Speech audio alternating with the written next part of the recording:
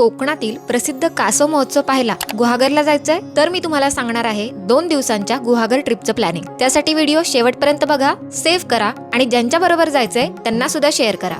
शुक्रवारी रात्री पुण्यावरून बसने रत्नागिरी जिल्ह्यातील गणपतीपुळ्याच्या दिशेने जायचं। शनिवारी सकाळी नवसाला पावणाऱ्या गणपती बाप्पाचं दर्शन घ्यायचं आणि नंतर समुद्र किनाऱ्यावर वॉटर स्पोर्ट्स ऍक्टिव्हिटीजचा आनंद घ्यायचा।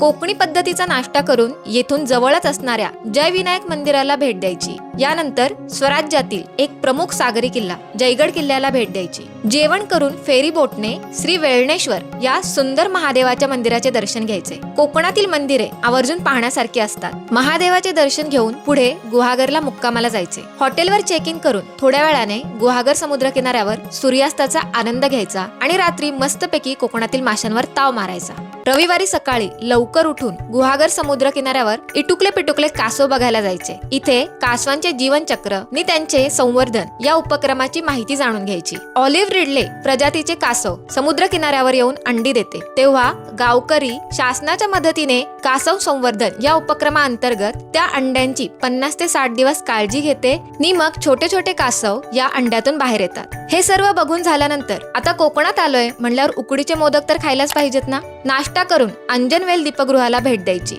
दीपगृह पाहून झाल्यानंतर दुपारचे जेवण करून पुन्हा एकदा पुण्याच्या दिशेने प्रस्थान करायचे।